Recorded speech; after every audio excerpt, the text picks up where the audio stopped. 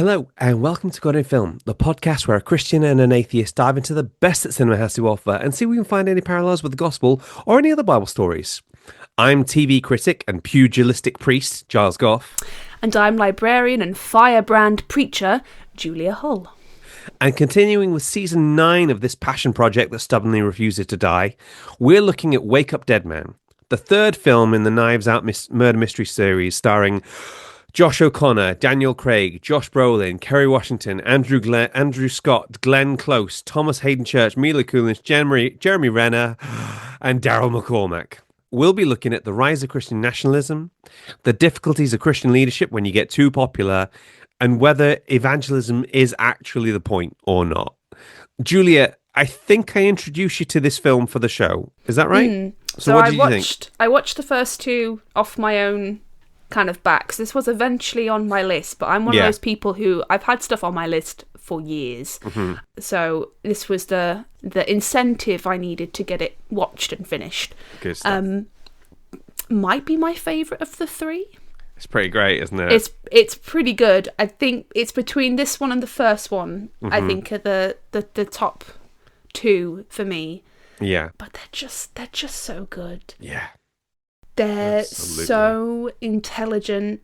Daniel Craig is clearly having a blast with the character. He's having so much fun. He's like finally been released from the shackles of James Bond and can like be this like newly formed butterfly that is like Benoit Blanc. This is what happens with pretty much every Bond actor. They get sort of golden handcuffed into this role, and then as soon as they're out of it, they're like, give me everything that is completely different in any way, shape or form. You know? Pierce Brosnan has been doing all manner of weird kinds of stuff. Loved him in Mamma Mia. He was a centaur in Percy Jackson. Don't speak to me about that film.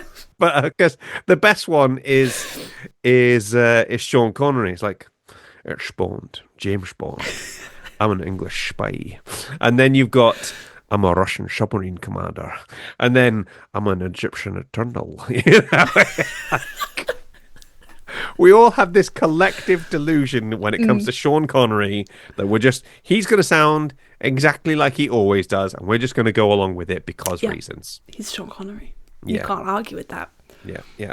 I think don't get me wrong, I've got a lot of love for Daniel Craig, but this is Josh O'Connor's film, isn't it? I mean, the whole cast is star-studded and heavy lifting. Yeah, it is ridiculous, frankly. And it obviously, when you are this successful, when you've got Netflix money attached to it, you can get anybody you want, frankly. I know you have some complicated feelings about Rian Johnson, okay?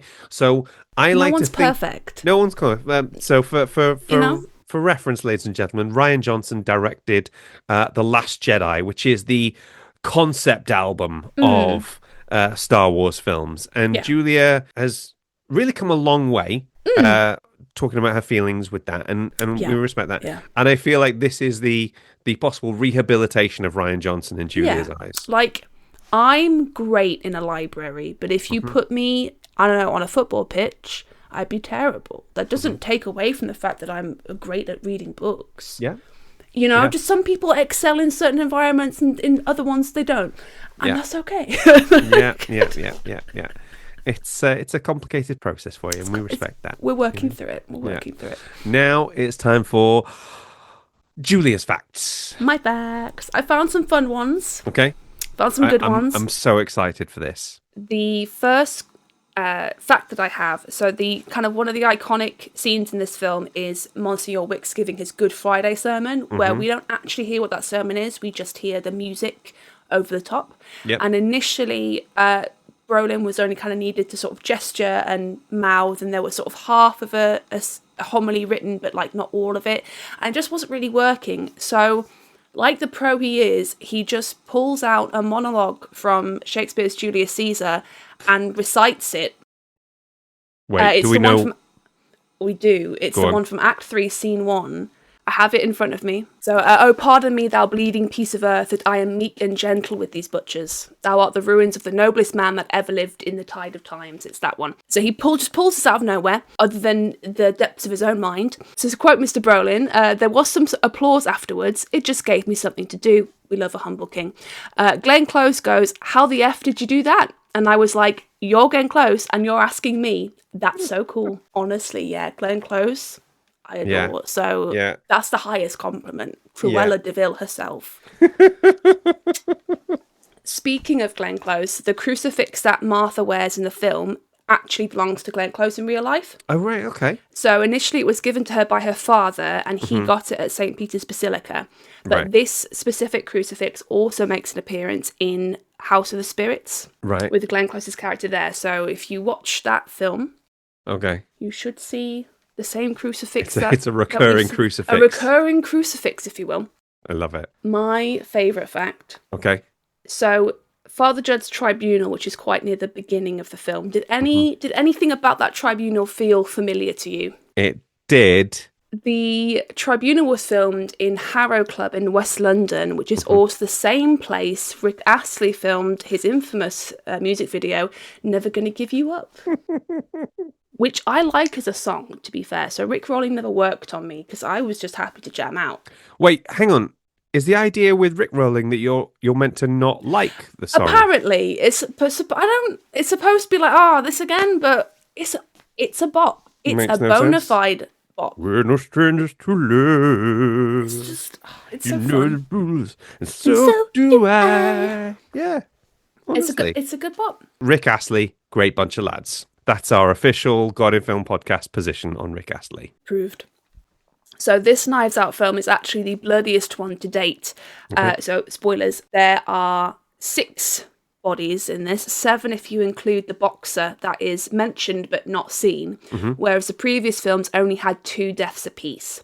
So Wake Up Dead Man, you've got the boxer, Monsignor Wicks, Dr. Nat, Samson, Martha, Grace, and Prentice, which is a whopping 7 victims. Nice. So the kill count's gone right up. I'm hoping we get to like Rambo levels. If this is the exponential, then the next one is gonna be a bloodbath. And then my last one is that Moby Dick actually had quite a lot of... it was a point of inspiration for a lot of the production design, especially around Monsignor Wicks's vibes. So the pulpit that you see in the film, which is this very kind of prominent, almost like the prow of a ship. Yeah, it looks exactly like... So I was expecting that to become significant in some way, shape or form. It was inspired by the 1956 film adaptation of Moby Dick by John Huston, which the pulpit there is physically carved like the prow of a ship as well. Yeah. And Wicks's musical motif is played using a broken harmonium. So a harmonium sort of like if a piano and an organ kind of had a baby. So it has the keys like a piano, but it's a bellows instrument. So this kind of old broken harmonium that they recorded in this church slowed down to mimic the creaking of timbers. The production design were explaining that it kind of reflects Wicks's view of his church and the faith, this ocean that he is having to lead his people through. So I thought that was a nice artistic vibe to finish on. That is my last fact. Thank you so much for those, Julia. They made me smile so much. Just a quick reminder that if you would like us to stay on the air and ad-free, you can go to www.patreon.com/the God in Film podcast and sign up to our Bishop Waller-Bridge tier, where you can hear extended interviews like those of Laura Jane Hunt on our Supernatural episode. Also, there's special bonus episodes like our God in You 2 and God in Gaming episodes. And if you're a bit strapped for cash and want to support us without spending money, then leave us a 5-star review on Spotify, Apple Podcasts, spray printed on the wall of a government building, Facebook, Podbean, or wherever you're listening to this. It makes a big difference in pointing people towards the show. Now, Julia, I'm really quite excited about today's guest. It's been a long time coming, this one, and I really hope you enjoy this interview. Today, I'm joined by Steve Chalke. For those of you who don't know, Steve is a Baptist minister, writer, broadcaster, and founder of the Oasis Charitable Trust. Steve, thank you so much for joining us today. I really appreciate it. It's great to be with you, Giles. It really is. But my friend Louisa interviewed you on her show, the RE podcast, a while back. Oh. And I reached out to get hold of you, and she gave me your email address, but there was a typo in it. So, so I was like, I spent about 2 years going, why is Steve Chalke not emailing me back? And then I found out why. So let's get into it. The film Wake Up Dead Man came out last December. What did you find most striking about the film? What jumped out at you? Well, for me, the whole thing was a parable. You know, I'm that kind of person. And as I watched it twice, actually. I watched it the second time because you always think, if I watch it a second time, I'll find more depth in this thing. But it's this battle, isn't it? These two priests, Judd, who is the young priest who comes to the parish. What's the church called? The Church of the Perpetual something or the other. I forget them. All I remember is Monsieur Wicks keeps on referring to it as my church, and my church. The alarm bells start going as soon as the word "my" comes out. Yeah, and Wicks, the older priest, the senior priest, you know, when Judd arrives, he says to him, "Are you here to take my church away from me?" But as the film progresses, besides the murder plot and all of that kind of thing, the theological bit, the psychological bit, the sociological bit is Wicks doesn't just feel that this young priest has arrived, possibly to take his church away from him. He feels that everyone is taking his church away from him, or his idea of what church is. And his idea of what church is really kind of oppositional, isn't it? Yeah. It's oppositional to the whole of society.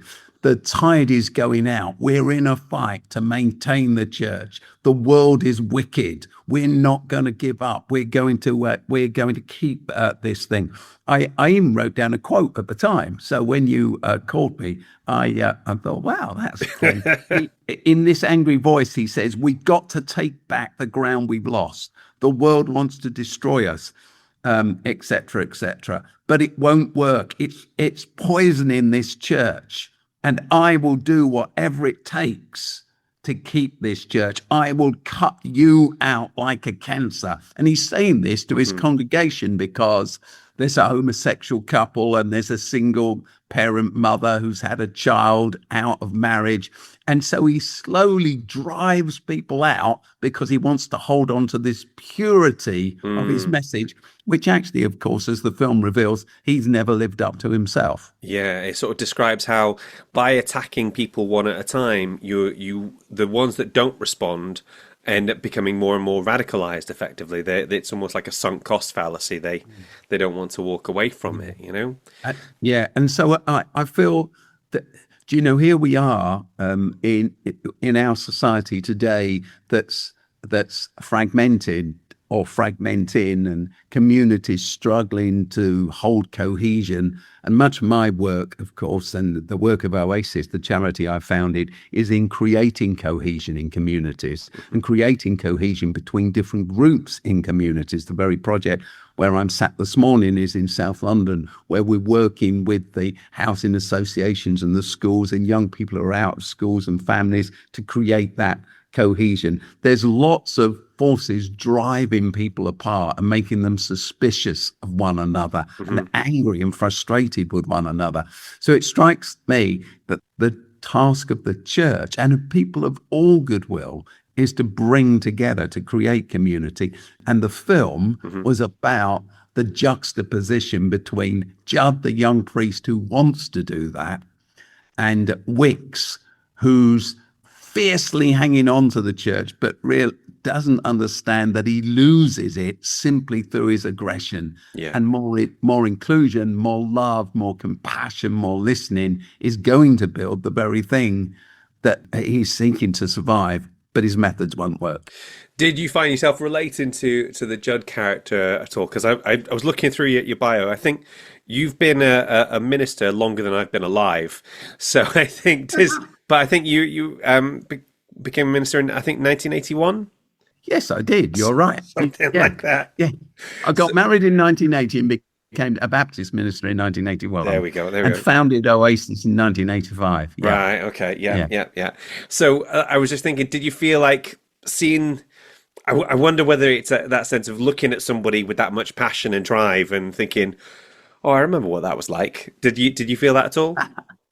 Well, I do think that's another theme of the film, because Wicks, as broken as he is and unable to confront himself, his charisma has this seductive power. Yeah. So even whilst he's preaching at people and telling them how sinful and broken they are, even as he's telling them that he wants to rip them out like a cancer from his church, his very charisma makes them bow in submission. And you see, they find it so hard to stand against him. In the end, they do, or some of them do. But he uses his charisma in a really destructive way. And that, through my life, I've known that's true. I guess we all see that's true in church leaders, in leaders, world leaders. It's something that we have to be really careful. I think, there's that famous little passage in the New Testament that says, let not many of you become teachers. And that's always been a sobering thing for me, because a leader's task is to lead people forward, but not to cajole them into something. It's a huge responsibility. And over my lifetime, as I began working within one church in Tonbridge in Kent, actually, in 1981, and then Oasis began growing, and now there are a cluster of churches within Oasis, as well as many schools and thousands of staff, etc. Am I leading people over a cliff? Am I leading them into the promised land? Am I leading them into good things? The decision making and the power with which you say, let's go this way. A leader has to lead and point the way to the future. But a leader has to be very, very careful about themselves, about their ego, about listening, about understanding their fallibility. It's a complex mix. So how does that work for you? Because I can totally see that. The amount of, in simple terms, the amount of like people and influence you start to accrue. How do you keep your ego in check in those situations? I think you've got to keep yourself, you've got to know yourself and your own fallibility. And you've got to keep yourself accountable to others. Yeah. At the beginning of Oasis, I'm not here to talk about Oasis, but it's the only way I can illustrate real life. You can talk about Oasis. This is okay. At the beginning, I've got a friend who's still my friend after all these years, and he was beginning something as well, a charity as well, and he named it after himself. Yeah, he named it. And lots of people do that. They set up a foundation, Jefferson Wicks, that's the name of the priest, the Jefferson Wicks Foundation. He doesn't do that, but he's built this thing around him and his personality, hasn't he? And at the very beginning, I remember talking to my friend and saying, I don't think I should do that. I've got a much clearer understanding of it now. But then I just felt slightly uncomfortable with it, because I always felt that what I was trying to do was begin a movement that wasn't about me and would live beyond me. And indeed, a strange thing happened to me. Actually, I began Oasis just before my 30th birthday. On my 40th birthday, actually on the day of my 40th birthday, our board met, and perhaps we had, 25, 30 staff. I can't remember now. Perhaps it was more, perhaps it was less. But anyway, whatever. On my birthday, we had this board meeting in the afternoon, and then the board were going to take me out for pizza in the evening to celebrate my birthday. And so in the board meeting, the chair of the board, whose name's Philip, he said, Steve, you're getting on now. We've got to really think about Oasis beyond you. What happens if you fall under a bus? Where will be there? We've got to think about succession. Well, I'd never even really heard of what succession was. Then they proceeded to give me some papers. They'd obviously thought about this from the Harvard Business School about succession, handing things on. And so I'm 70 now. I spent all the years since 30 years trying to do succession. The great outcome of that is actually, if I'm not here tomorrow, all Oasis schools, churches, projects, community projects in this country, in other countries around the world, all of those will open. So I suppose through it in a higgledy-piggledy way, we've done that succession. And I think that's really important. But I do know this, Giles, every day I get up and I honestly, I'm not saying I'm very good at it, but I believe that my job is simply just to push things as far forward as I can, working with all the leaders we have now, so that on the day I end my race, if you like to be metaphorical about it, they're as far forward as they can be for their beginning point. Yeah, 100%. I think one of the things I was curious about, and one of the things I've seen you do really well is, how do you engage with other Christians from different side of the political or theological spectrum? Because in this film, we see the two priests coming to blows over each other, and as best I can tell, you haven't hit anybody yet. So how do you approach those kind of debates or conflicts? Yeah, and I think for me, there's the arena of the theological divides within the church. Then there's other faiths, which is a wider conversation. And for me as well, politically as well, how do I work with, much of my work is to do within the realm of politics. Now it has to be, because we run lots of schools and lots of housing, et cetera, et cetera. So you're talking to government departments and sometimes government ministers. And we've just had 14 years of a Conservative government, and now we're heading for 2 years of Labour government. So how do you handle all of that? And what if Nigel Farage should become the Prime Minister and reform, and reform have more and more say in certain parts of the country? So it's handling that all of the time. What I think, going right back to the divides across the wings of the church, which is what the film represents, I think often people who disagree with my stance, for instance, about the inclusion of LGBTQ plus people, they tell me I'm going to hell. They write to me, and honestly, they do. Yeah. I get quite a lot of hate mail, to the extent that the police regularly check in with me about that, But I get this hate mail, I'm going to hell, I'm going to die, I'm not a Christian, I'm let down God, Jesus, myself, the church, etc., etc. You get that coming in. So what do I do with that? Well, even if I wanted to fight back in that way, I don't believe they are going to hell. Yeah. My theology is an inclusive theology. So whereas they might tell me I'm doomed and damned, etc., and the seed of Satan, I don't believe that about any human being. Yeah. And I don't believe it about them. So I don't fight back, because I've got nothing to fight back against. Yeah. What I do find is that over the years, what happens is when people need help, they come to find it where they think it is. And it's amazing to me over the years, the people who've been very publicly opposed to my theology have over time sought their way back to me to sit down privately and talk and say, Steve, can I have help with this? Or I was wondering what you think of that. And I think that's the way that... It's not to mend the fence. It's not to even believe the fence was there from your point of view in the first place.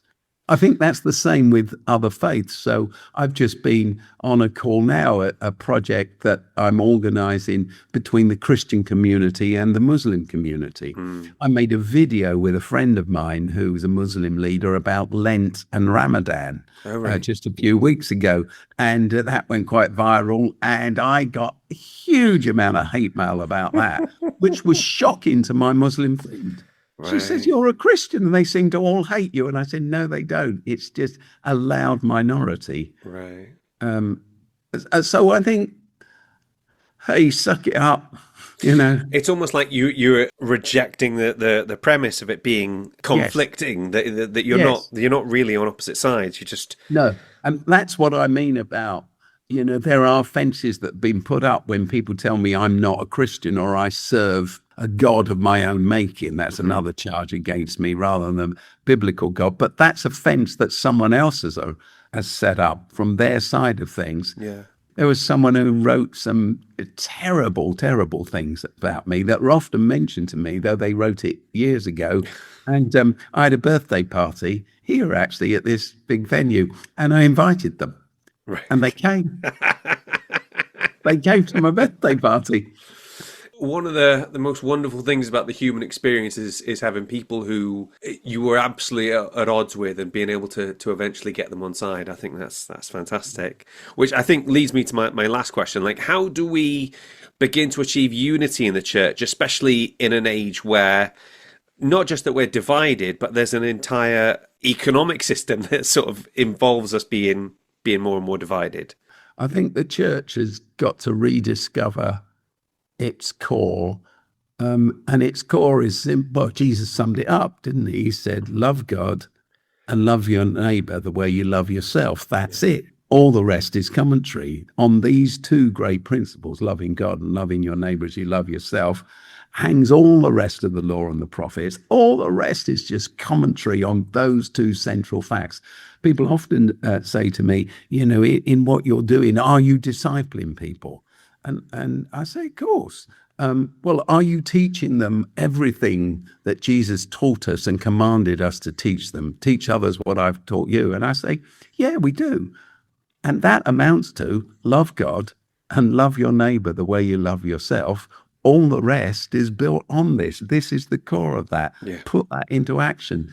And I genuinely find that if you have time for people, if you will listen, if you will look at someone and really listen, not just hear, but listen to what they're saying and begin with their needs. It's amazing the bridges that you can build across the political spectrum. Yeah. So Nigel Farage, I talked about Nigel Farage. He invited me to go and have a pint of beer with him. Okay. We sat down and talked about refugees. Wow. And policy for the refugees. In fact, it was on a show that he did for a GBT News. GM News, etc. I'm told it's still out there. Wow. Where he said, well, I think this, and I said, oh, that's interesting, right? Because we just set up a refugee house up the road from where I live through my church, and the family are wonderful and contribute to the community and etc. I don't know what I said, but everything that Nigel said to me, I respected, but I answered not with a theory, but we have refugee children in some of our schools. I know this person. What do you think about that? And I found that instead of having an argument, we had a great conversation, and he invited me back onto his show again. Fantastic. Steve, thank you so much. Is there anything you'd like to promote before I let you go? Well, if you've not watched the film, it's really worth watching the film. That's what I'd say to anyone. It really is worth watching the film and studying that relationship between the two priests and the different approaches they represent. And the incredible thing, which we've not said, have we, Giles, is that in the end, after all the catastrophes that happen, because it is a murder story and a detective story and all of that, but after all the catastrophes, not a spoiler, but there's a hopeful end to the story, isn't there? And I think that is what love does. What do I want to promote? Nothing really. You're good. I just think now is the moment for us all. I really do. So my job is much of it now is wrapped up in working almost alongside government on educational policies, on justice policies, housing policies, etc.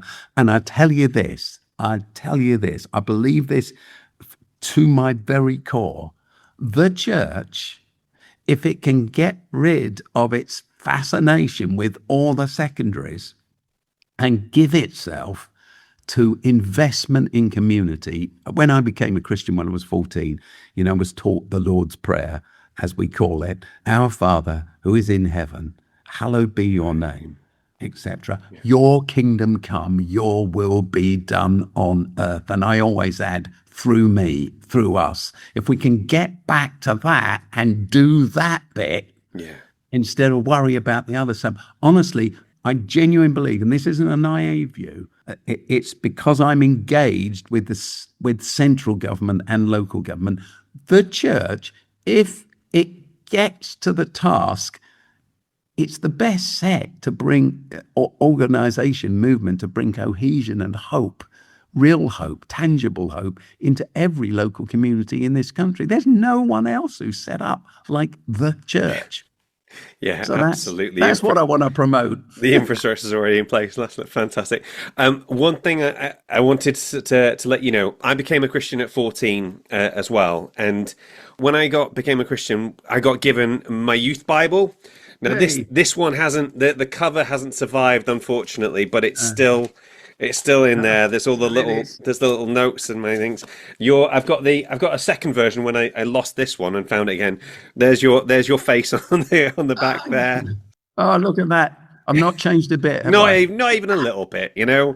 And I guess all I wanted to say was, when this came out, it had the little boxes explaining things. There was the little maps in it, and also there was all the little sort of how can I put them, like the real world kind of examples, you know, that are in there, and they became little places to sort of make stories a bit clearer in reference, which for a 15-year-old made all the difference and really helped me with my very early walk with God. So I just thought I wanted to say thank you for that, because I really appreciated it.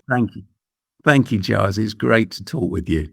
So Julia, that was Steve Chalke. What do you think? Is this like the biggest podcast guest that we've had? Honestly, this is kind of a big deal, right? I'm a bit starstruck. Ladies and gents, that other voice you'll hear there is the First Lady of God in Film. Long-time listeners will know that there is one rule on this show. Actually, there's probably 12 rules, but the first rule is that we let Claire do whatever she wants on this podcast, so she gets to come in whenever she's in. Hi, darling. How are you doing? Hi, I'm doing good, thanks. What did you think of Steve Chalke being on the show? Oh, it was very exciting. I was trying really hard to be cool because I do not like to go in for the cult of celebrity. Christian celebrities especially. It's not great, but still Steve Chalke is great. Yeah. The Venn diagram of Christian celebrity and unproblematic king is shrinking seemingly exponentially. So when you find one, it's quite a joy, you know? I'm feeling inspired to invite my haters to my next birthday party. I don't know. It's just. What did you think of the interview?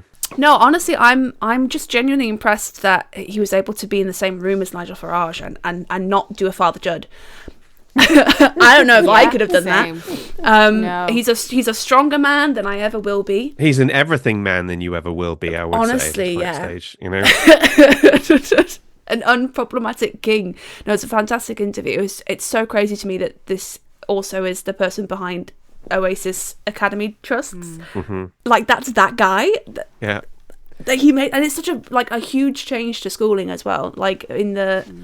That's my personal. You tell us what Oasis Academy Trust means to you, because again, I know it sort of externally. I think I might have been a supply teacher at one of them at some point, but I can't remember. I don't know. It's just it really changed the landscape of schooling. I think from being individual institutions to being groups of institutions. That for the school I worked at, we were kind of collaborating with other nearby schools. I mean, the librarians would kind of we would talk to each other for what was best practice, things like that, in a way that I. Not having worked in a school, but before they became trusts, because I was I don't know, 12.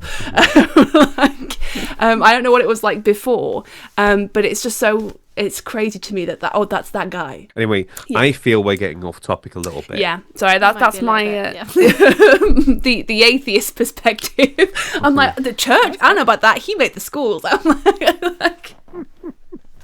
you might get great. some that's kind of what Christians should be doing, is Yeah, making things better in the world. Definitely. No, that like, yeah, that's what we should be doing, is making things better in the world. So yeah, let's take it outside of the churches. Love that. Definitely.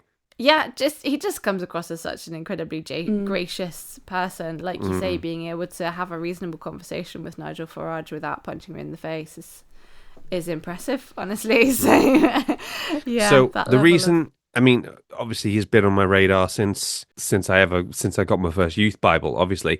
But the thing that made me think about him was he did an interview on I think it's like I can't remember, the Creed and Culture podcast, where he did this sort of back and forth discussion with Calvin Robinson, and that concept of rejecting the premise of it being a two-side thing, rejecting the idea of, I'm on this side and you're on that side, and just treating it like having a conversation with somebody. That's the thing that stuck with me, really, and that's the thing that is still something I'm working on. It's not easy. I know I joked about not resisting punching Nigel Farage in the face, but it's very easy to fall into a us and them. Yeah. And it's Definitely. not. It's something that I do constantly. Yeah. It's very difficult to look at someone who is spouting hate and going, okay, we're not on two sides of the fence here. We're having a conversation now, and changing that direction. We could talk about this for extended periods of time. Now it's time for Finding the Faith in the Film. Awesome. Got plenty of options there, ladies and gents. Okay, so there's a lot of things we can talk about on this one. First thing I wanted to do was talk about Ryan Johnson himself and try and talk about where he came from with this. A lot of my source for this was Religion News, and it was a really interesting, because Ryan Johnson said, I was very deeply personally Christian, said Johnson, who was raised in churches in Denver before moving to California when he was 11. My relationship with Christ was the lens I framed the world through my childhood, my teenage years, and into my early 20s. Today, Johnson describes himself as a non-believer. I don't know if I classify myself as an atheist. I would say I'm just non-religious. I'm not a Christian anymore. Johnson said, much like LeBlanc, I can't say the process ended with conversion back to Christianity for me, but it's had a huge effect on me. As personal as the subject matter feels, Johnson said he set the film in Catholicism rather than in the Protestant tradition for two reasons. He said, church of his childhood, he said, all kind of look like pottery barns. So, American listeners, I'm really hoping that you know what that means. I know it's a furniture store, but it just means more kind of modern. While a Catholic setting felt exotic, a little bit scary, a bit awe-inspiring, there's that bit where they talk about how the church is like a mock medieval sort of building, and they said something about it has more in common with Disneyland than sort of St. Peter's Basilica or something like that. Catholicism also gave him enough distance to explore ideas drawn from his evangelical upbringing without feeling as though he were recreating it directly. Putting in the world of Catholicism gave me a little bit of distance, so I felt like I could speak more directly to it without just hitting it directly on the head, Johnson said. And it's funny because, like I say, I was born and baptized into the Catholic tradition, but I wouldn't say I became a Christian until we started going to a Pentecostal church. And Pentecostal, obviously, quite a way back, but it's much more of the Protestant tradition. Do you know what I mean? So I feel like I kind of straddle both worlds in this. To me, it's the firebrand kind of nationalistic preacher seems so much more in keeping with evangelicalism than Catholicism. But we have talked in the past about like the Red Scare, and I think Father Charles Coughlin in the 1950s, who was like a radio presenter, who was also a Catholic priest. So it's not completely out of line. And he talks about the sort of two sides of it. I had grown up in church, the side of Judd, which is Christ-like love. It's love your enemy, Johnson said. On the Wick side, there's that element of us against them. We're under attack. We have to build walls. We're at war. This is spiritual warfare. Blanc, the self-proclaimed heretic, vows to uncover the truth, but only with Judd's help. Their encounter becomes more than a narrative device. It serves as a collision point for the two halves of Johnson's own spiritual outlook. And then he says, I had both of them inside me, Johnson said. It's more of a conceptual thing with Blanc and Judd. Those are literally the two poles that are inside me, and letting them have scenes and talk together, that was therapy. I don't know if anybody else ever has this, but I sometimes feel like I've got the Christian side of myself talking and the secular side of myself, the pluralist side of myself, trying to get those two things to sit in tension clash. Is that just me, or do other people have that? Yeah, I think so. In terms of like how being a Christian and having a faith just interacts with also being part of the world. Yeah. And the difficulty of untangling what are your beliefs, what are cultural things you've grown up with in the church, and what are cultural things thrown at you by the rest of the world, and kind of how those interplay can be quite complicated. Definitely. I like that. I like that he makes an entire sort of film where he gets to sort of have these discussions about these two sides of things, you know? Yeah, definitely. Johnson said he did not approach the film with specific hopes for how the viewers of faith would respond. Instead, he focused on making something honest to his own experience that let him wrestle with the questions that preoccupy him and then release it for audiences to engage with on their own terms. That's, to me, the actual purpose of art, Johnson said. That's the purpose of cinema, to put this reactive chemical into the mix and something you would never have expected and then have people react. And I really like that because I think I've talked about this in the past, the idea of being an artist who happens to be a Christian rather than being a Christian artist, you know? It's one is you get to say this is part of me and this is a big part of who I am, whereas the other one you only get to be like, this is the lens through everything else is framed, and I can't possibly say anything without bringing it back to God, even if it feels like it's been crowbarred in, you know? Christian artwork often it feels like it has to be evangelistic. Yeah. And that does make it so simplistic.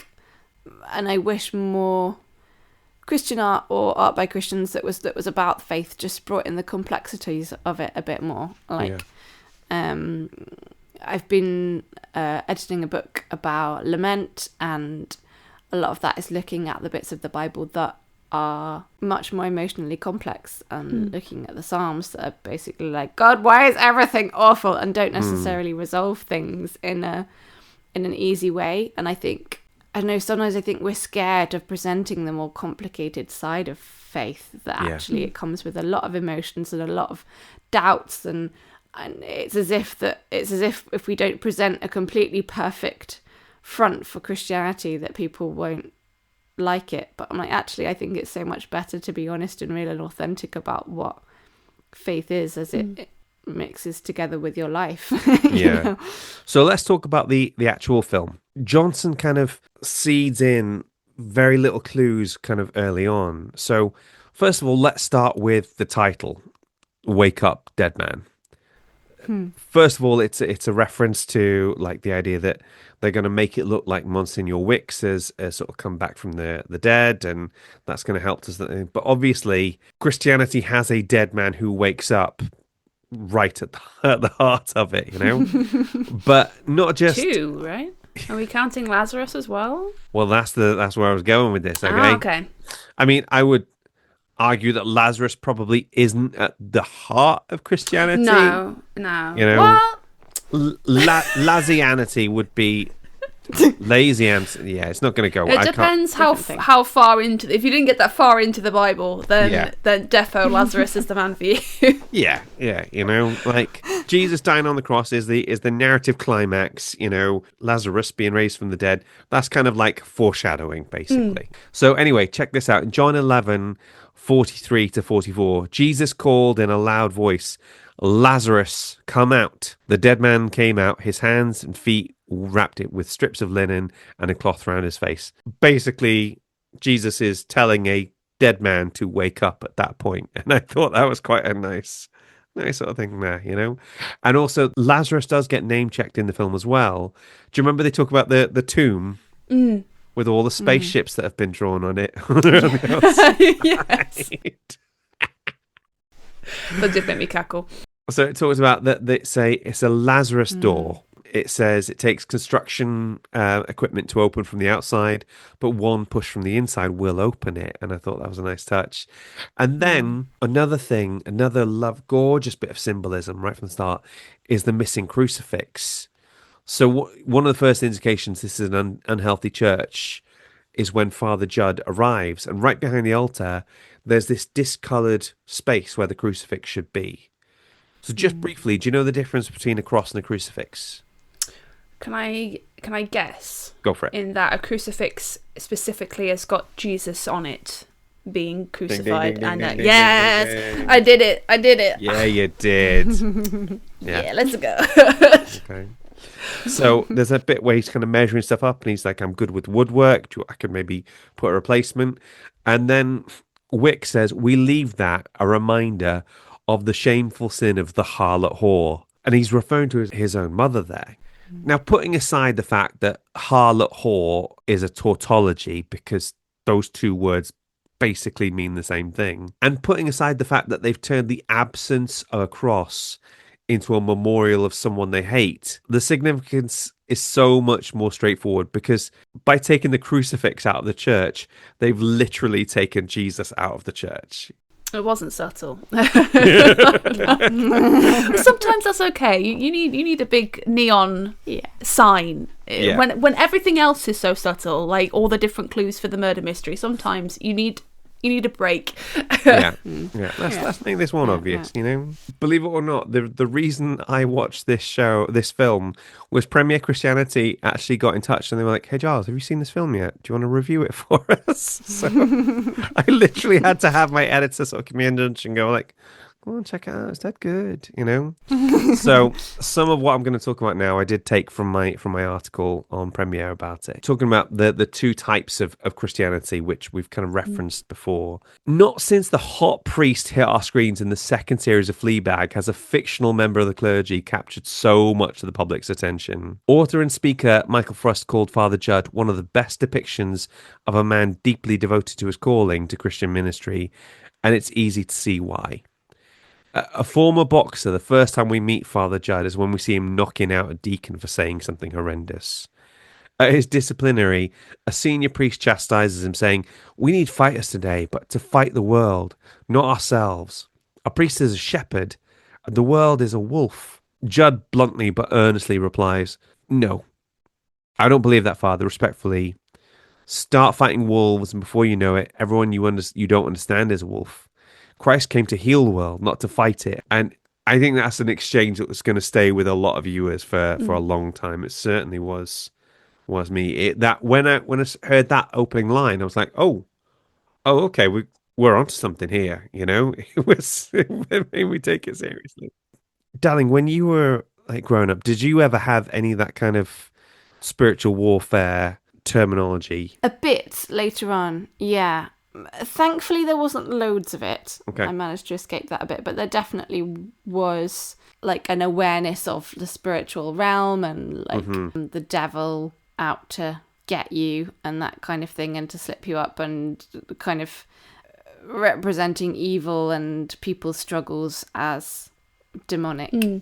Yeah, it was all very much in that framing, and there was also this sort of desire to almost like ghettoize Christianity. You know, you couldn't listen to the idea was you couldn't listen to like secular music, and I remember feeling convicted over all the little cassettes of Tupac that I had, and rap music and that sort of thing, and heavy metal, God forbid. And the tough thing is, right, we now found out that I think Michael Tate, one of the main guys in DC Talk, which was one of the kind of rock bands that really kind of got pushed towards us, has now had to sort of come out and admit to like sexual misconduct as well. So, like, I can't fucking get away from this stuff. Do you know what I mean? I definitely went through a phase of listening to just Christian music. I think most Christian teenagers did in that era. Probably still do. Definitely, you know. So in Wake Up Dead Man, there's no doubt as to which type of Christianity is believed to be truly authentic.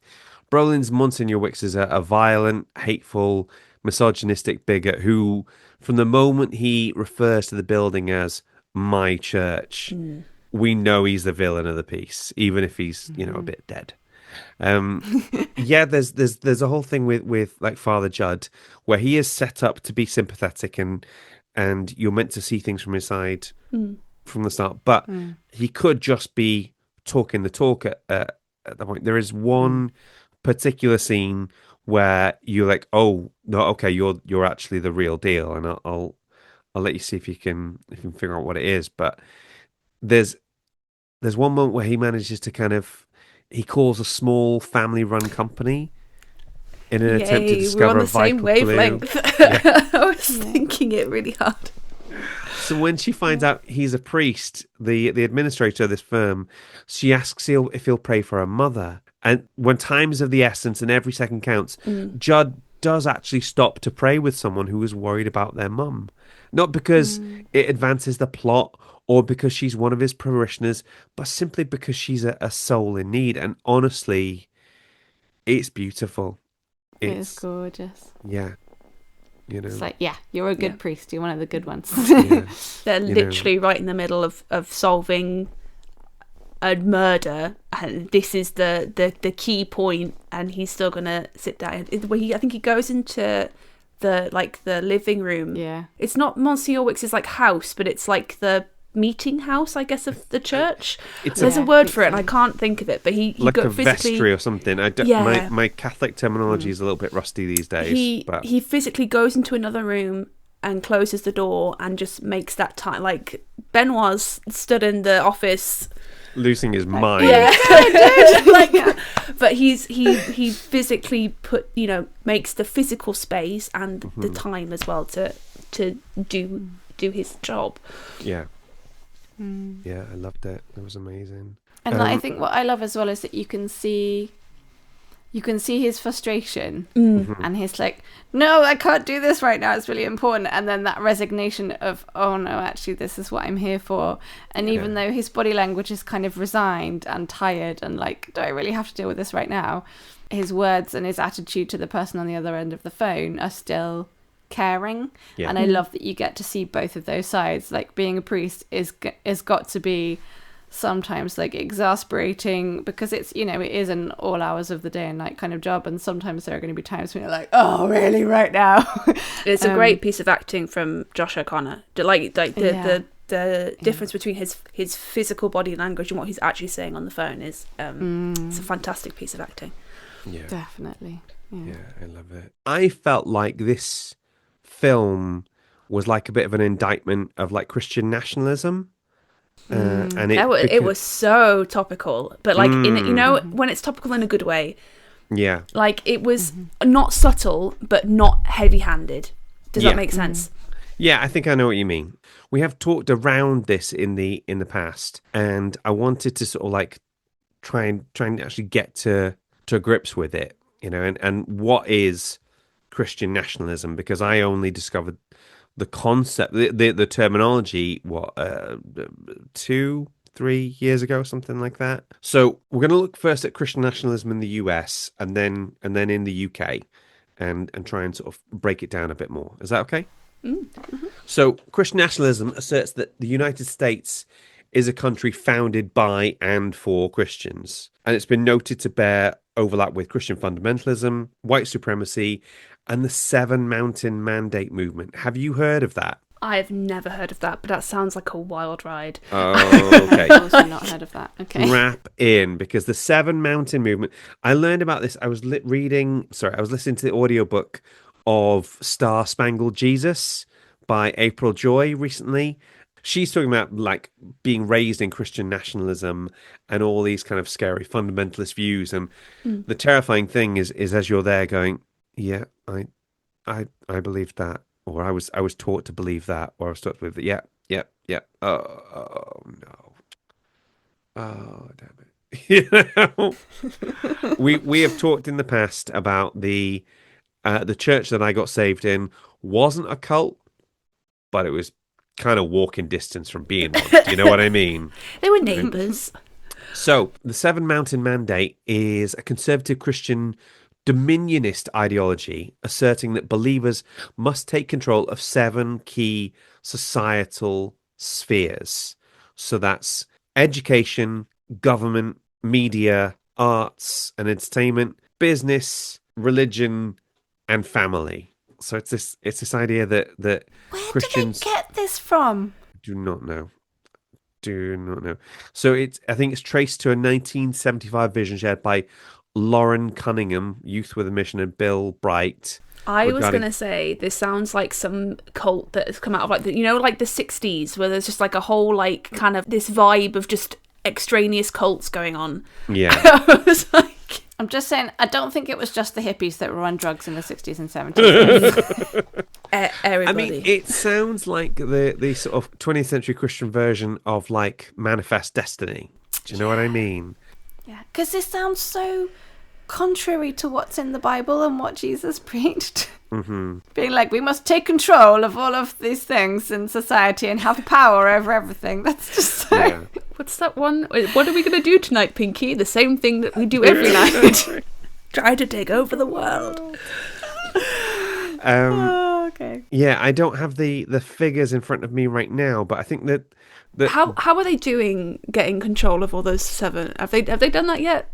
Well, so the issue I remember April Joy was talking about was like she felt you can either be openly a Christian in Christian media spaces, because that's where she was in.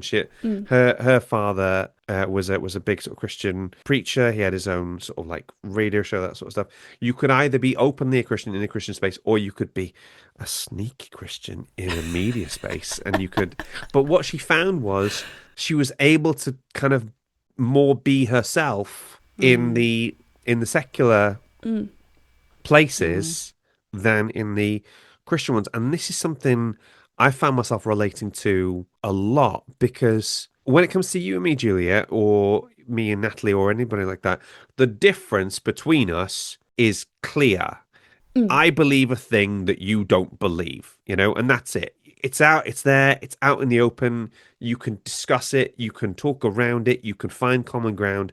The issue that I'm struggling with in Christian spaces is that it feels like a lot of the time the differences we have we're not allowed to talk about, or it's very hard to talk about, because especially then, because somebody will say, well, if you believe this, then you're not really a Christian, or oh my gosh, yes. Or sometimes they might not even say it, but they'll think it. Case in point, Steve Chalke. Like he came out saying that he wasn't sure he believed that people went to hell. Yeah. And he's also come out as LGBTQ affirming. Yeah. And someone famously said something along the lines of, well, goodbye, Steve Chalke. And just like completely dismissed him as a Christian, basically, because of that. So Christians are going to have these differences of opinion, and that's okay. Like, but it's just the fact that you don't always feel like you can talk about it, because you feel like if you say the wrong thing or you believe the wrong thing, someone's gonna be like, well, you're not a proper Christian. And that's not right. Yeah. And when you work in a Christian space, those different beliefs you have can make an impact on your advancement. Whether you get a promotion or not. That's the tricky thing, is sort of breaking it down to the economic level on these things, So that's the Seven Mountain Mandate. So most researchers have described Christian nationalism as authoritarian and boundary enforcing, but recent research has focused on how libertarian small government ideology and neoliberal political economics have become part of the American Christian political identity. I always love it. There's that line from The West Wing about how you guys want a small government, just small enough to fit into people's bedrooms where you can tell people what to do, Theocratic Christians seem to have the Bible inform national laws and have religious leaders in positions of government, while in America, Christian nationalists view the country's founding documents as divinely inspired and supernaturally revealed to Christian men to preference Christianity, and are willing to elect impious heads of state if they support right-wing causes. And you just have we all lost our minds here, lads? Just the dangerous territory you start to get into. It's terrifying. Because there are these weird contradictions with America, where you've got separation of church and state on the one side, and then you've got one nation under God over here, and you're like, what's going on? But I then found out recently that the one nation under God was actually brought in the 1950s. They added it to the Pledge of Allegiance and on the currency, and that was trying to distinguish it from communism. Let me think. I Because think I can famously, I'm sure you'll back me up, you cannot be communist and a Christian. They are, I'm sorry, but they're two clearly very separate things that you just can't be together. Yeah, in no way there's nothing at all There's about... no Christians in communist countries, absolutely at all, right? Yeah, so the all of the under God stuff kind of came in during the Cold War, which I thought was fascinating, you know? And yes, Christianity might have inspired some aspects of the founding of the Constitution, but they were really big fans of religious freedom because they didn't want to create a state religion like we have. They over were here. also quite big fans of slavery and not letting Yeah. women vote. So, Yeah, you how know. does that come across as divinely inspired, lads? You know, that it doesn't... starts to open up questions about what other things they think might be divinely inspired, doesn't Yeah. it? Yeah. Well, that's another. That's one of the things that sort of came to. I noticed is making a comeback. Seems to be what they're calling household voting. Pete Hegseth, who the Secretary of Defense in old money, Secretary of War in stupid money, he shared a video from Doug Wilson, who is a sort of Christian nationalist. Hegseth's repost on Thursday came as the Trump administration ramps up efforts to promote Christian nationalism. U.S. Defense Secretary Pete Hegseth recently shared a video in which several pastors say women should no longer be allowed to vote, prompting one progressive evangelical organization to express concern. Hegseth reposted a CNN segment on X on Thursday that focuses on Pastor Doug Wilson, a Christian nationalist who co-founded the Idaho-based Communion of Reformed Evangelical Churches, CREC or CREC. In the segment, he raised the idea of women not voting. I would like to see this nation being a Christian nation, and I would like the world to be a Christian world, Wilson said. Then Is The Handmaid's Tale happening right now? I know, right? It's just... In my ideal society, we would vote as households. I would ordinarily be the one to cast the vote, but I would cast the vote having discussed it with my household. That's Toby Sumpter. And it just... See, this is wild to me because why would you, instead of having one vote, a household vote, you could have two votes, and that's more than one vote, and they want more votes, right? So I don't... But when the women go into the voting booths on their own, you can't watch them. You can't pull the lever for them, you know? Ironically, this is getting a bit niche now, but in the recent by-election in... Gorton and Denton. Oh, what was it? Gorton and Denton. Yes. They were complaining about family voting, which is basically the same thing because of the high Muslim population. And this was basically the Reform candidate saying that was why he lost, was because of all the family voting, complaining about Muslims, and so it's just whatever's convenient to them at the time. If it's Muslims doing it, it's bad. If it's Christians doing it, it's great. It's okay. But crucially, I think they did an investigation into that, and they found that there was nothing to it. There's no basis to it. It turned out Matt Goodwin was a bit of a sore loser. Anyway, Christian nationalism has been linked to prejudice towards minority groups. It prioritizes an ethno-cultural, ethno-religious, and ethno-nationalist framing around fear of the other, those being immigrants, racial and sexual minorities, and studies have associated Christian nationalism with xenophobia, homophobia, misogyny, political tolerance of racists, opposition to interracial unions, support for gun rights, pronatalism. Anti-abortion. Yeah. Pro-birth. And restricting the civil rights of those who fail to conform to the traditional ideas of whiteness, citizenship, and Protestantism. The Christian nationalist belief system includes elements of patriarchy, white supremacy, nativism, and heteronormativism. It has been associated with conquest narrative, pre-millennial apocalypticism, that's rapture stuff, and, of course, rhetoric of blood, specifically of blood sacrifices to an angry God. So basically, Christian nationalism is KKK but with TikTok accounts rather than white hoods, as best I can tell, you know? Yeah. It's based on this worldview that America is superior to other countries and that such superiority is divinely established. It posits that only Christians are true Americans and that Christian nationalism also bears an overlap with the American militia movement, which is like all these things. Are like, have you read the Bible, lads? Did you read it? Did you read the thing? Did you read the thing? I don't remember. I told you I reviewed a book called Separation of Church and Hate by John Fugelsang, and one of his things that he says is these people who are putting forward these ideas are people who don't know the Bible that well and who are counting on you knowing the Bible even less. You know, if you actually just read the book, you'll see it doesn't make any sense, you know? If you actually pay attention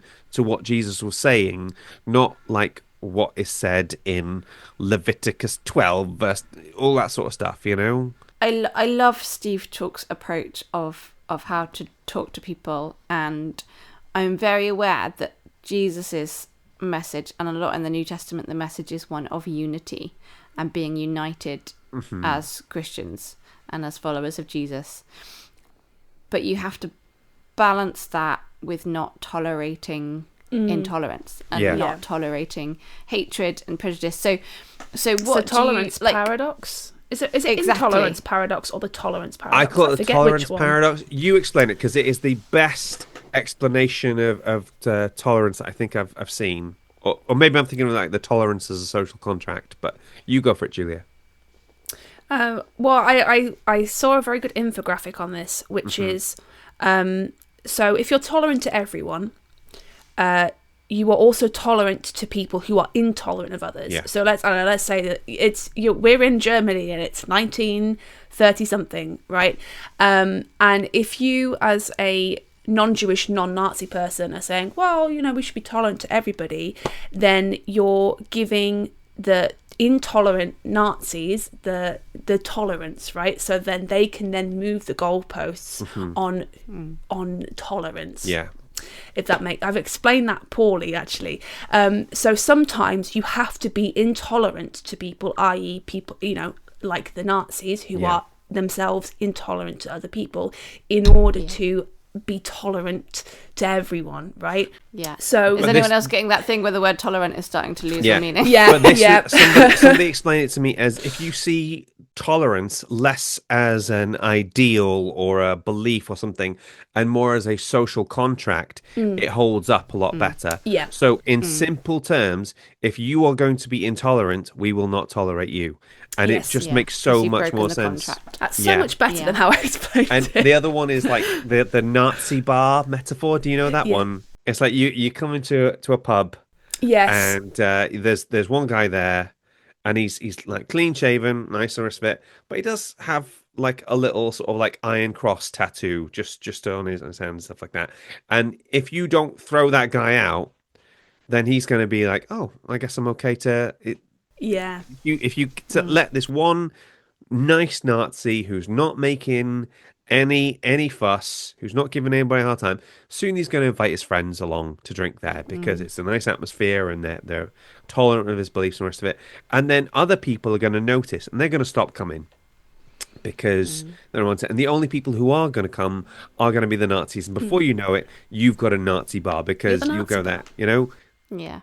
It's really difficult to know how to deal with this because, you know, we are called to unity and we are called to love and respect of each other. And I do think things have become really didactic and black and white with social media and with arguments online because you just lose that ability to meet each other respectfully when you're talking in that way. So I say this to Giles, like, I won't have those kinds of conversations online. I will have those conversations in person with somebody because when you've got them in front of you, it's much easier to be respectful to them and to, you know, to talk things through pleasantly. And also, like, just flinging insults and telling people that they're stupid and they're racist does not help anything because that just pushes them further towards the people that do accept them that have those views. So it's really hard to know how to walk that very fine line between not tolerating bigotry and hatred towards other people, but also not just causing total division and pushing those people even further away into extremism. And that is really, really difficult. And it's something I would love to like take Steve Chalke out for a drink down the pub and just chat about. And like, how do we deal with this? Because we've lost the art of disagreeing with each other and still remaining respectful and loving to each other. Yes, the issue I have with that, I don't mind a respectful disagreement. My problem is I can't respectfully disagree with somebody who is questioning whether my mates have a right to exist. Yeah, 100%. I can't. I am not interested in unity with people who think that people who are trans are somehow lesser, or people and who actually are at gay the end are of the somehow day, lesser. Jesus was pretty intolerant of some of the religious leaders of his day. And he was pretty harsh to people that exploited the vulnerable and were unloving and didn't take care of all of the people in the community that needed it. So following that example, that is also what we should be doing. You know, we do not accept that kind of behaviour. Flip some tables every now and then. Yeah. Damn right. Flip those tables. Ding, ding, ding, ding, ding, ding, ding. For those of you who are paying attention to it's the bingo. Julia If flipping you're playing table, Julia you can now bingo, take a drink. I referenced the temple bit. So one of the things I was thinking about was when America sneezes, Britain catches a cold. And I wanted to talk a little bit about Christian nationalism in the UK, because there is an aspect to it watching this film sometimes where you think, oh, that could never happen here. But I kind of feel like we're halfway there, you know? Now, interestingly, I was looking into this and I found an article from Peter Linus of the Evangelical Alliance. I don't always agree with the Evangelical Alliance. They're basically, the best way I think you could describe them, they're like a political pressure group, a Christian political pressure group. They probably wouldn't describe themselves as that, but I think that's a fair assessment of what they are. And he talked about the 4 orientations of Christian nationalism, and I thought this was really interesting. So he talked about, there's one, a confessional Christian nationalist, so that's big C, small n. Here, the core commitment is to Christian faith itself. Patriotism flows from this, shaped by a belief that loyalty to the nation should reflect loyalty to God's justice and truth. Nationalism is not primary, but flows from the Christian faith. They may love their country deeply, but they interpret that love through the lens of discipleship, service, and neighbor love. And then cultural Christian nationalists, so that's small c, small n. Here, Christian, in scare quotes, means heritage more than belief. They value church buildings, carols, the moral tone of Christian Britain, even if they rarely attend services or have a personal faith. They might tick Christian on the census, wave the Union Jack on royal occasions, or defend British values as vaguely Christian, but the content is fuzzy. Christianity is more of a comfortingly traditional and personally transformative.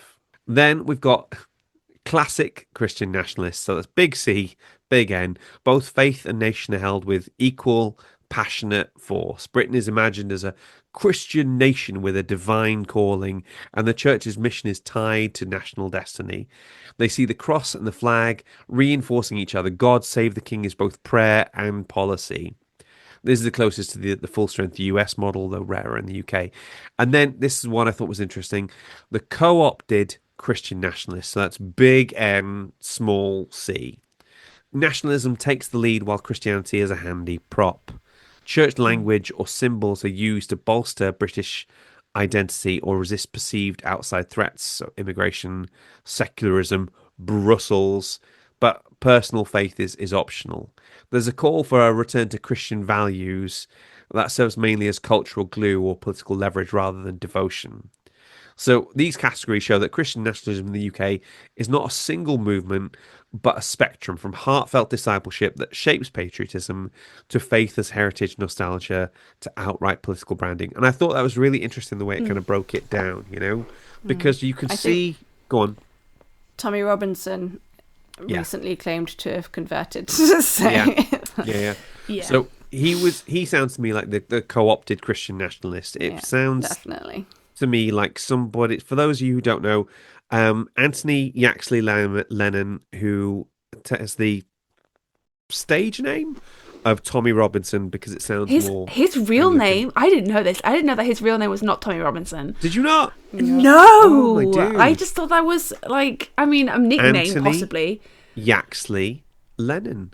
He picked the name Tommy Robinson because he thought a double-barreled name sounded a bit too posh, and he wanted to appeal to a more working class demographic. sound more of the people. Is he wanting to refer to him with a different name than what is on his like government papers? Yeah, it's weird. That's so crazy. Yeah. So he identifies differently as to. Yeah. To, yeah, oh, okay. Yeah. Mm. That's so. That's Weird. so strange. Yeah. Yeah, it's weird, you know. So you've got Tommy there who I can't remember when he's in prison or when he's not. It's hard to keep track. But yeah, he's like a yo-yo. Just he converted to Christianity whilst he was in prison, and I sort of feel like the entirety of like Christian media kind of looked at him and went, okay. There is a one of the things they call is the disgraced man to Christian pipeline sort of thing, where you see somebody who is disgraced in one way, shape, or form, like Tommy Robinson, but also Kanye West, Russell Brand, Marilyn Manson. They will Shia LaBeouf do that as Shia well LaBeouf, recently? yeah, exactly. The problematic man to Christian sort of thing. It's like, I mean, I know we're open to everybody, but I think maybe we need to look at the look at the admittance policy, because these are dudes who want I think you look at their behaviour and whether they're still making money from. They want the forgiveness that Christianity brings. They don't want the accountability. Yeah. And that's the issue. One phrase that sticks with me is the best apology is a change in behaviour. And these are dudes who do not want to admit what they've done wrong.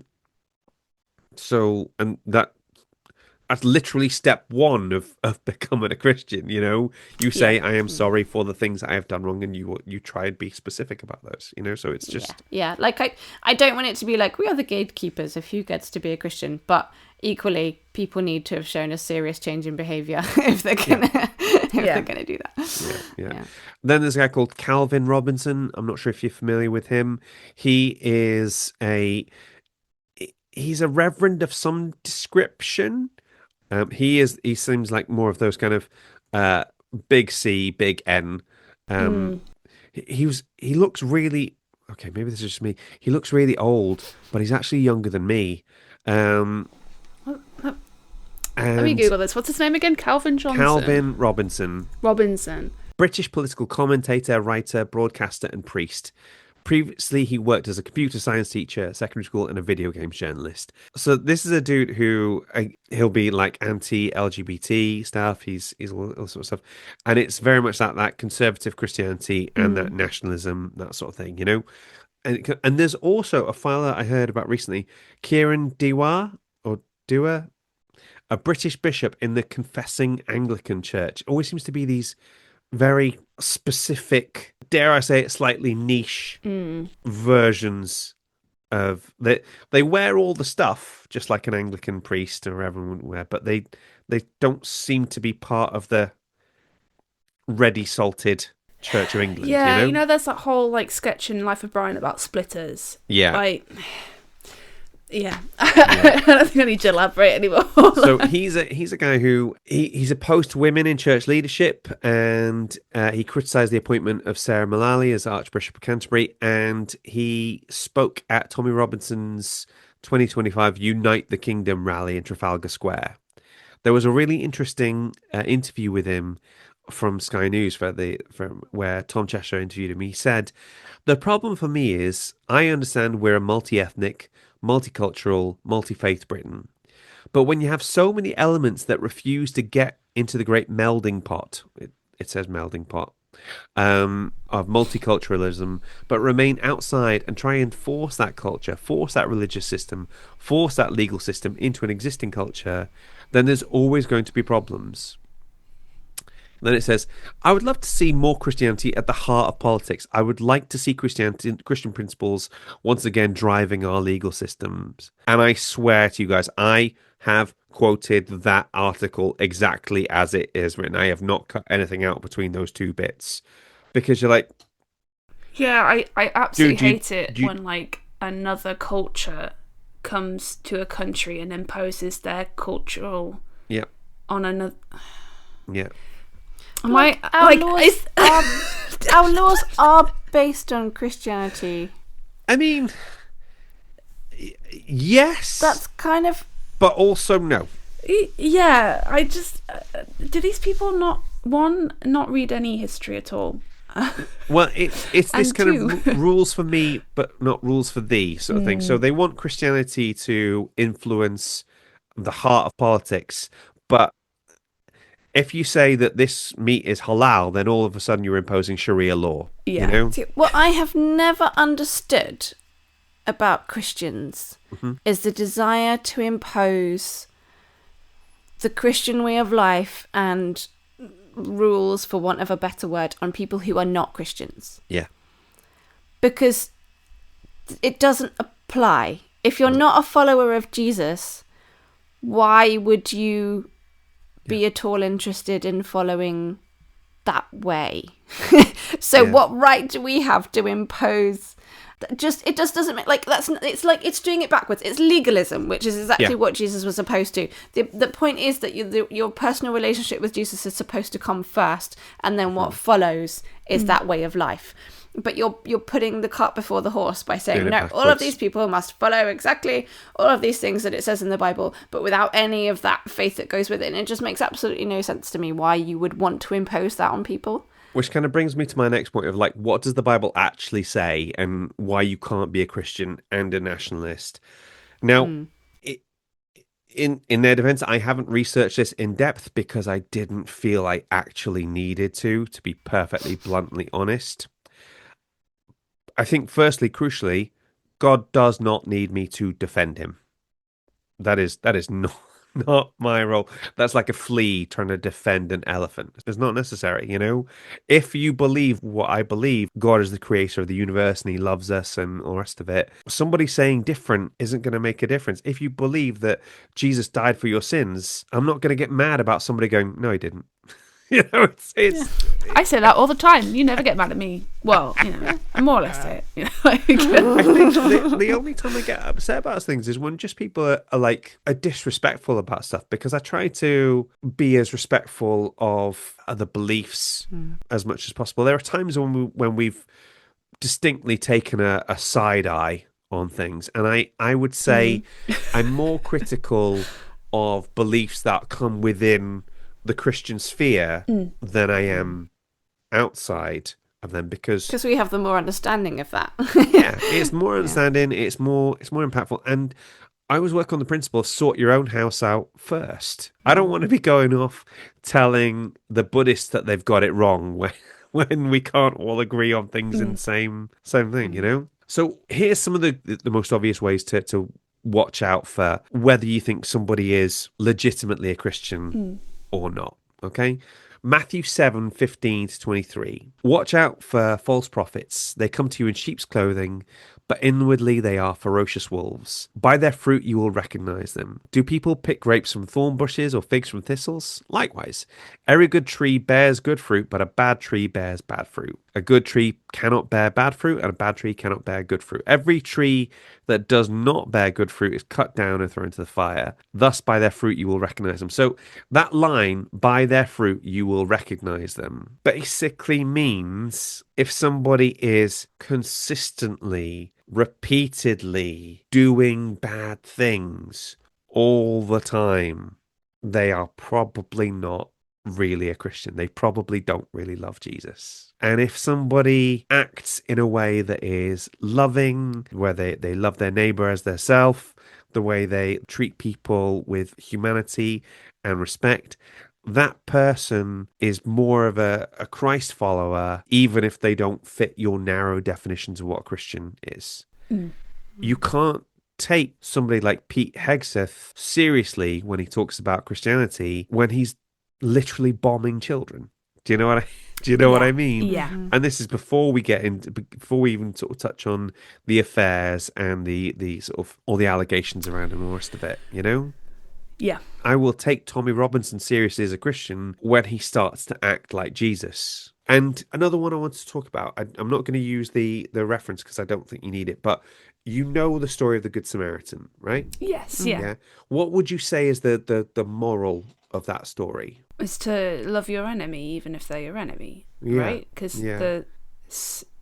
the Samaritan is he? I remember he's obviously helped by people who are not from Samaritan, but isn't he like hurt at the time, or does he get beat up first and then slightly backwards? Slightly Okay? backwards.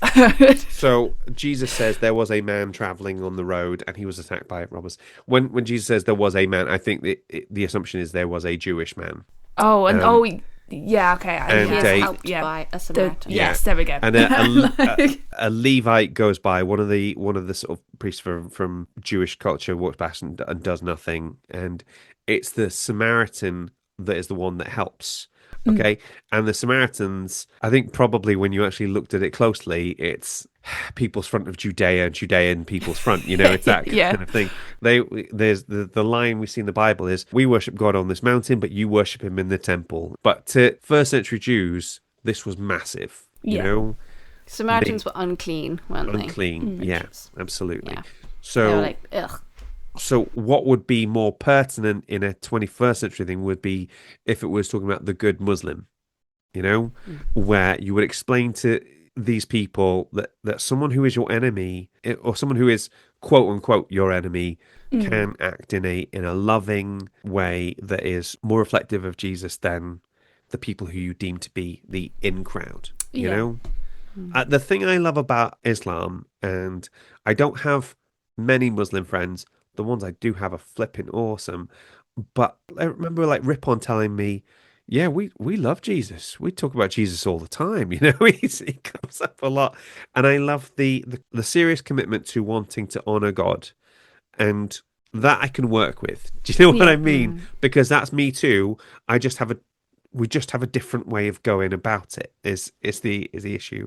And I feel like I've got more in common with Muslims who sincerely love Allah than I do with people who are Christians who keep wanting to lock people up or deport them or take away their rights or anything like that. You with Yeah. me? But then there's the washing the feet is just serving people. And I realize maybe I'm drifting here a little bit. When I see about the issues of leadership and all this sort of stuff, the whole idea is you're a servant.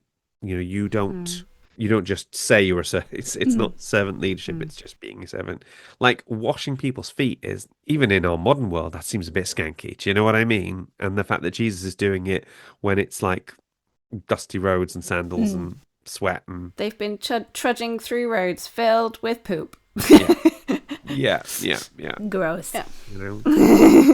But for me, the knockout thing, the reason why you can't be a Christian and a nationalist, or why those two things to me are antithetical, is that Jesus was deliberately international in his views. Mr. Worldwide. Mr. Worldwide, okay? So for me, the reason why Jesus he's international in his outlook is partly the Great Commission and also partly one of the last things he says in the book of it. One of the last things he says before he's taken up to heaven. Okay, so in the Great Commission he says, "Go and make disciples of all nations, baptizing them in the name of the Father, the Son, the Holy Spirit, and teaching them to obey everything I've commanded you. And surely I'm with you always to the very end of the age." He says that, and then in Acts 8, it's like a little Acts 1. Sorry, it's like a little bit of bonus Jesus just before he ascends. Okay, Break pieces out. Yeah. yeah. So Acts 1 verse 8, he's talking to his disciples before he goes, "Shoop." It's the exact, sorry. That's That's the the exact exact sound. Right. Yeah, "Shoop." Sorry, Jazz, Karen. So verse 6, they gathered round and asked him, "Lord, are you at this time going to restore the kingdom to Israel?" He said to them, "It's not for you to know the times or the dates the Father has set by his own authority, but you will receive power when the Holy Spirit comes on you, and you will be my witnesses in Jerusalem and in all Judea and Samaria and to the ends of the earth. After he said this, he was taken up before their very eyes, and a cloud hid him from their sight. So literally, like, the last thing he says is, you're going to tell everybody about me in our city and in our country and in the country next door full of all those people you hate. And then you're going to go to the ends of the earth and do the same thing. So some people might argue that there's a hierarchy there, but I think that's literally just geography. It's like, you're in Jerusalem, May so as well tell start these here. guys, you start here and then go a bit further, go that way. Do you know what I mean? Yeah. His whole thing, literally the last thing he says is, go tell everybody about me. And that, like, the New Testament is so it's so multicultural. Obviously, he's preaching a lot to the Jews, but he's very clear that Gentiles are also welcome, and that this is also for them. He talks to the Samaritans and welcomes the Samaritans, the woman at the well. Lots of examples of that. And there's like eunuchs. There's an Ethiopian eunuch at one point, and then there's the whole Pentecost bit where there's loads of people that all speak different languages and they're all able to understand each other through the Holy Spirit. And it's like, this is clearly meant to be beyond borders, and like the Romans get involved, even though they're the horrendous overlords. The worst. It is, the Romans are the worst. It's so obviously, when you look at the big picture, this is for everybody. This is not meant to be a bordered thing. Yeah, so if Jesus didn't just come for the Jews, but he came for the Samaritans and the Romans and the eunuchs and the prostitutes, then he also came for the trans kids, and he came for the gay people, and he came for the Muslims, and he came for the people who came here on small boats. He is here for everybody, and I feel like I'm taking crazy pills trying to talk to people who think the opposite. I know, right?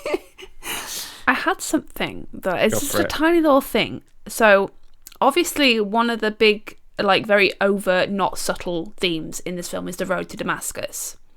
Right? So when Benoit Blanc is having his big denouement at the end of the film, and he has his Road of Damascus moment where he's got the light shining directly on him, and he's like, oh, okay, actually I can't blow the lid on this because it's going to actually really upset people.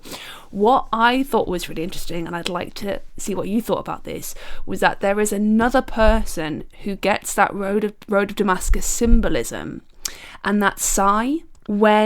So they're in the office just after they've watched the video that he recorded of Monsignor Wicks being like, I'm going to burn you all out. I'm done with you. I'm out. And Judd is going, okay, give us the tea. What's actually going on here? And he sat down, and the light is shining directly on him, full beam in the face. And the only other time that we really see that is, of course, the Road to Damascus stuff. Yeah. So I'm interested in what your thoughts are on that, because for me, I think that scene is perhaps the only scene where Sai is being fully genuine. He's not trying to get views, he's not trying to get clicks, he's just going, this is what's going on. Yeah. But I was interested on your take of that. There's that brilliant bit where Sai is like, I was trying to get into politics, but I just couldn't get anywhere. I tried everything. I tried the trans angle, I tried the women angle, I tried the race angle, and he doesn't really believe in anything, but he just wants power. He just wants to hitch his wagon to Monsignor Wicks, who turns out to be his dad, and he thinks he can ride the coattails all the way to the White House, effectively. Do you know what? I missed that, I'll be honest with you. So maybe that's that moment where it's a question for him of like, well, what do you actually believe? And I could be putting two and two together and getting like 16, but it just really struck me in how well lit, how fully lit he is in the face with this light. Yeah, no, that's fascinating. I'm gonna have to go back and rewatch that bit. And then they smash up a little figurine of Jesus trying to find the Swiss bank account number. They do. Okay, that wraps up our Finding the Faith in Film section. If you have been, thank you so much for still listening. Quick thank you to our patrons, Sarah Cooper, Jonathan Wattis, James Pithard, Simon Sella, Philip Coleman, Lance Kane, and Natalie Faye Miniker. Woo! Our next episode will be on Pluribus, so tune in for that one. Claire, have you had a good time? I always have a good time with you, baby. God, get a room, guys. Oh. He's actually blushing right now. yeah, I'm going redder as we speak. Oh gosh, Julia, you had a good time? I have had a good time. Amazing. Thank you so much, guys. I really appreciate this. We will see you next episode. Bye bye. Hooray! Yay! God in Film is hosted and created by Giles Goff. That's me. Mixing and editing by Giles. Our logo was designed by Julie Walsh. And our theme tune was composed by Rick Lee. Waffle editing by Louisa Jane Smith. Please rate and review. Please give us 5 stars because that's a nice thing to do.